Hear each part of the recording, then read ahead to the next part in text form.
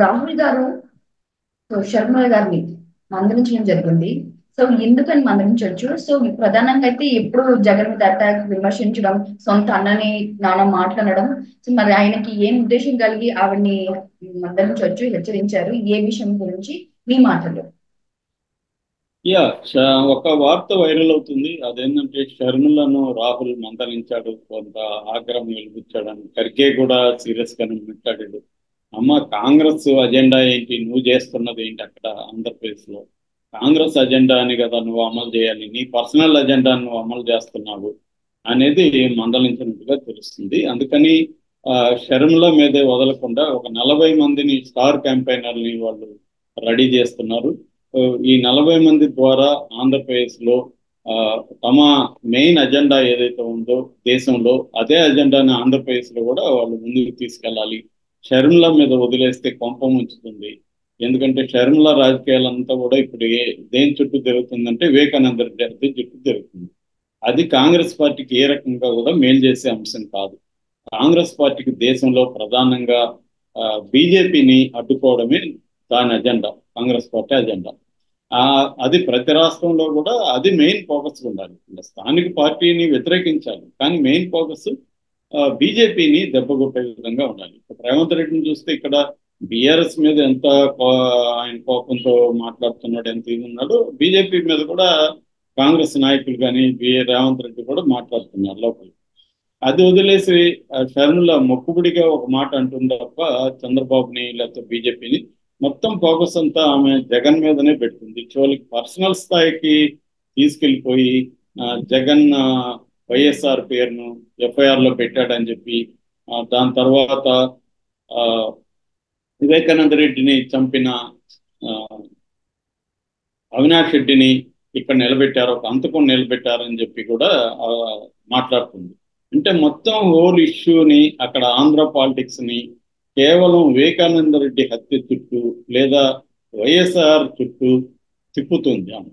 So రాజకీయాల్ని ప్రజల్ని పక్కన పెట్టేసి తన పర్సనల్ ఎజెండానే ప్రధానంగా తీసుకెళ్తున్నట్టు కనబడుతుంది. ఇది కాంగ్రెస్ కు మింగడు పడని వ్యవహారం. కాంగ్రెస్ నాయకులు, సీనియర్ నాయకులు కూడా ఇదేంటి ఈమె ఇలా రాజకీయాలు చేస్తుంది అని ఆశ్చర్యపోతున్నారని చెప్తున్నారు. వాళ్ళంతా కూడా మన రాహుల్ దృష్టికి తీసుకుపోయారని చెప్తున్నారు. రఘువీరారెడ్డి లాంటి వాళ్ళు చాలా సీనియర్ ఉన్నారు అక్కడ ఇప్పటి నుంచో. సో ఈమె వాళ్ళని ఎవరిని పట్టించుకోకుండా చాలా దూకుడుగా వెళ్తూ తను ఇష్టం వచ్చినట్టు ఆ ఒంటెత్తు పోకడలో వెళ్ళిపోతూ చేస్తుందని చెప్తున్నారు. వాళ్ళు కూడా బిగినింగ్ లో ఏంటంటే ఈమె కంప్లీట్ ఫ్రీడమ్ ఇచ్చారు, ఎవరు, రాహుల్ గాంధీ వాళ్ళు. ఎందుకంటే వాళ్ళకి కాంగ్రెస్ పార్టీ అనేది ఒక రకంగా ఆ, చచ్చిపోయింది. అంటే డెత్ బెడ్ మీద అంటారు కదా, కొన ఊపిరితో అలా ఉందన్నమాట. కంప్లీట్ చావలేదు, కోమాలో ఉన్నట్టుగా ఉండిపోయింది. సో దాన్ని బతికించాలంటే వాళ్ళకి ఇంకే పర్సన్ కనిపించలేదు. ఈమె వైఎస్ఆర్ కూతురుగా ఈమె కనిపించింది. సరే, ఈమె వల్ల కొంతవరకు మనకు వైఎస్ఆర్ అభిమానులను లాగుతుందేమో అనుకున్నాం, కానీ ఎవరు రాలేదు. ఒకరు కూడా బలమైన పార్టీ నాయకులు రాలేదు. అంతా కూడా అక్కడ దాని ఏమంటారు, పనికిరాని చెత్తని పక్కన పడేస్తే దాన్ని తీసుకోవాల్సి వచ్చిన పరిస్థితే ఉంది ఈమెకి. ఎవరు కూడా కాంగ్రెస్ పార్టీకి ప్లస్ అయ్యే వాళ్ళు ఎవరు రాలేదు. సో ఆ, రెండోది, జనంలో కూడా పెద్ద ఎత్తున ఈమెమీ కనిపించలేదు. ఇప్పుడంతా కూడా కడపలోనే రాజకీయాలు చేస్తుంది తప్ప రాష్ట్ర వ్యాప్తంగా ఆమె రాజకీయాలు చేయడం కూడా మానేసింది. మొత్తం కడప, పులివెందుల్లో ఆ, రాస్తుంది. అసలు ఆ సునీత ఎవరు? సునీతకి కాంగ్రెస్ కి సంబంధం ఏముంది? ఆమె చుట్టూ రాజకీయాలు నడపడం ఏంటి కాంగ్రెస్ పార్టీ? ఇది కాంగ్రెస్ పార్టీ యొక్క దౌర్భాగ్యానికి చిహ్నం అన్నమాట. అంటే సునీతను తీసుకొచ్చి సునీతని ఏదో కేంద్రం నుంచి పంపించినట్టుగా ఆమె చుట్టూ రాజకీయాలు నడపడం, ఆమెకు అన్యాయం జరిగిందని రాష్ట్ర ప్రజలకు చెప్పడం. ఆమెకు అన్యాయం జరిగితే ఆమె కోర్టులో చూసుకోవాలి. ఇక్కడ వచ్చి ప్రజలకి చెప్తే ప్రజల సమస్యనా అది? ప్రజలకు బోల్డ్ అనే సమస్యలు ఉన్నాయి.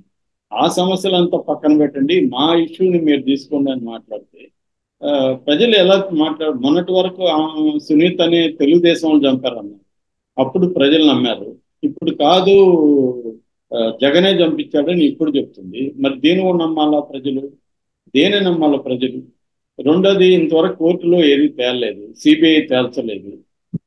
సో రెండోది, వివేకానంద రెడ్డికి రెండో పెళ్లి జరిగిందని, బిడ్డున్నాడనే విషయం ప్రజలందరూ తెలిసినా కూడా వీళ్ళు లేదంటున్నారు. నిన్న కూడా షర్మిల దాన్ని అబద్ధం అంటుంది. వీడియో కూడా రిలీజ్ అయింది, అది వీడియో కూడా అబద్ధమైన, అన్ని అవును. అబద్ధాలని చెప్పేస్తుంది. సో ఈ క్రమంలో ప్రజలు వీళ్ళని నమ్మట్లేదు. అందువల్ల కాంగ్రెస్ పార్టీకి మోర్ డ్యామేజ్ గా ఆ, మారుతుంది. జరుగుతున్నట్టుగా కేంద్ర నాయకత్వం గ్రహించింది. అందుకని ఇప్పుడు షర్మిలాని వదిలేస్తే ఇంకా పెంట పెంట చేస్తుంది ఈమె. ఈ ఎట్లా తెలంగాణలో ఆమె పార్టీని భ్రష్టు పట్టించుకునిందో ఇక్కడ కాంగ్రెస్ కూడా భ్రష్టు పట్టించుకుంటది. దీనివల్ల మనకి ఏదో లాభం ఉంటుంది అనుకుంటే నష్టమే ఎక్కువ జరిగేటుంది. దీని ఎఫెక్ట్ పక్క రాష్ట్రాలకు కూడా పడే అవకాశం ఉంది అని చెప్పి రాహుల్ గాంధీ ఏం చేస్తున్నాడంటే ఖర్గేకి చెప్పినట్టుగా అర్థమవుతుంది. ఖర్గే కూడా దీని మీద సీరియస్ గా తీసుకొని ఒక 40 మంది స్టార్ క్యాంపెయినర్ని పెట్టుకున్నాడు. అందులో రాహుల్ గాంధీ, ప్రియాంక గాంధీ, ఖర్గే, టీకే శివకుమారు, ఇలాంటి వాళ్ళంతా రాష్ట్రానికి రాబోతున్నారు. అట్లాగే తెలంగాణ నుంచి దాదాపు మంత్రులు, అధినాయకులు ఒక 11 మందిని తెలంగాణ నుంచి సెలెక్ట్ చేసినట్టు చెప్తున్నారు. అంటే రేవంత్ రెడ్డి కావచ్చు, భట్టి విక్రమార్క కావచ్చు, ఆ, తర్వాత ఉత్తమ్ కుమార్ రెడ్డి కావచ్చు, ఇలాంటి వాళ్ళని పొన్నం ప్రభాకర్, ఇలాంటి వాళ్ళని అంటే ఆల్రెడీ గతంలో వైఎస్ఆర్ తో కూడా పనిచేసిన కొంతమంది నాయకులు. దానివల్ల ఏమవుతుందంటే తెలంగాణ, ఆంధ్రాలో కూడా వాళ్ళకి కొంత సీనియర్ కాంగ్రెస్ లీడర్స్ తో పరిచయాలు ఉంటాయి. సో రెండోది అక్కడ రాజకీయాల మీద వాళ్ళకి పట్టు ఉంటుంది. సో వాళ్ళని వచ్చి మాట్లాడమని చెప్తున్నారు. ఫోకస్ అంతా కూడా కూటమి మీద పెట్టండి. కూటమి జగన్ అనేది సెకండరీగా చేయండి, కూటమిని ప్రైమరీగా చేసి టార్గెట్ చేయండి అనేది వాళ్ళు చెప్తున్నారు. ఆంధ్రప్రదేశ్ ఈ దుస్థితికి పోవడానికి ప్రధాన కారణం బీజేపీ. బీజేపీ ప్రత్యేక హోదా ఇయ్యలేదు.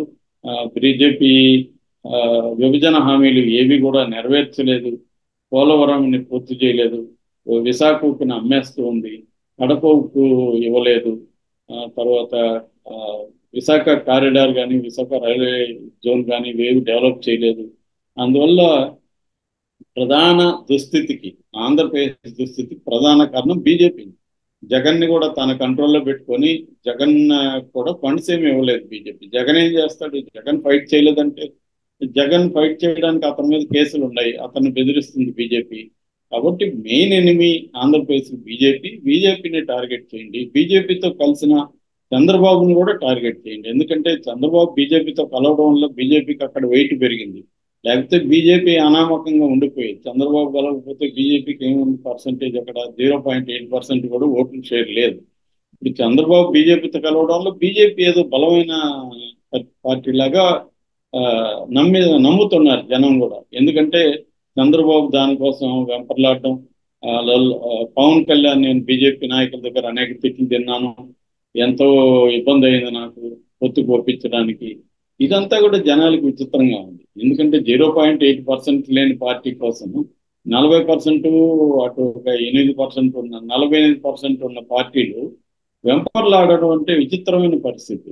దేశంలో ఎక్కడా ఉండదు. సో ఇటువంటి కాంటెక్స్ట్ లో షర్మిల రోల్ ఏమి ఉండాలి? షర్మిల ప్రధానంగా టార్గెట్ ని కూటమి టార్గెట్ చేయాలి, సెకండరీగా జగన్ ని టార్గెట్ చేయాలి. అది వదిలేసి జగన్ చుట్టూ అది కూడా నేరో డౌన్ చేసేసి ఫ్యామిలీ పాలిటిక్స్ లోకి వెళ్ళిపోయి, ఫ్యామిలీ క్రైమ్ డ్రామాలోకి వెళ్ళిపోయి దీన్నే రాష్ట్ర సమస్యలాగా చూపిస్తూ ఉంది. ఆమె బిగినింగ్ లో కొంత బాగానే ఉంది, కానీ రాను రాను ఇలా అయిపోయింది. నేరో డౌన్ అయిపోయింది. బ్రాడర్ గా వెళ్లాల్సింది నేరోగా అయిపోయింది. రెండోది కాంగ్రెస్ అజెండాని ఆమె అమలు చేయాల్సింది పోయి తన సొంత అజెండాని అమలు చేసుకుంటూ సునీతాన్ని వెంట పెట్టుకుని తిరుగుతూ ఒక పక్క దస్తగిరి అనేవాడు పోటీ చేస్తుంటే, హత్య చేసి ఒక అంతకుడు అతనే ఒప్పుకున్న అతను పోటీ చేస్తుంటే దాన్ని ఖండించి దాన్ని ఎండగట్టకుండా అవినాష్ రెడ్డి ఏ 8 ఉన్నాడో అతని మీద ఇప్పటి వరకు ఏ కేసు కూడా ప్రూవ్ కాలేదు. అతని నేను టార్గెట్ చేస్తూ ప్రత్యర్థిని పట్టుకొని హంతకుడు అని చెప్తూ మాట్లాడటం అనేది కాంగ్రెస్ పెద్ద దెబ్బని వాళ్ళు భావిస్తున్నట్టు తెలుస్తుంది.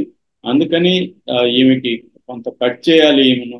ఆ, ఈమె కంప్లీట్ గా ఫ్రీడమ్ ఇస్తే మనకి పెంట చేసేట్టుగా ఉంది అని చెప్పి వాళ్ళు ఇప్పుడు ఈమె మీద ఆ, కొంతమందిని తీసుకొచ్చి పెట్టి వాళ్ళ ఆధ్వర్యంలో ఈమె కూడా పనిచేయాలి అనేది వాళ్ళు ప్లాన్ చేస్తున్నట్టుగా తెలుస్తుంది. సో మరి ఇప్పుడు ఆమెకు అనివార్యంగా, ఎందుకంటే ఆమె కాంగ్రెస్ లో ఉంది కాబట్టి కాంగ్రెస్ ని ధిక్కరించే పరిస్థితి అంత సీను ఆమెకు లేదు. సో కొంత కాంగ్రెస్ ఇన్వాల్వ్ అయ్యే కొద్దీ కొంత పాలిటిక్స్ ఈ ఇంకా ఎన్ని రోజులు ఉంది? ఇదొక 3 రోజులు, అదొక 16 రోజులు ఉంది. ఈ 16 రోజులు ఒక మారే పరిస్థితి కనిపిస్తుంది.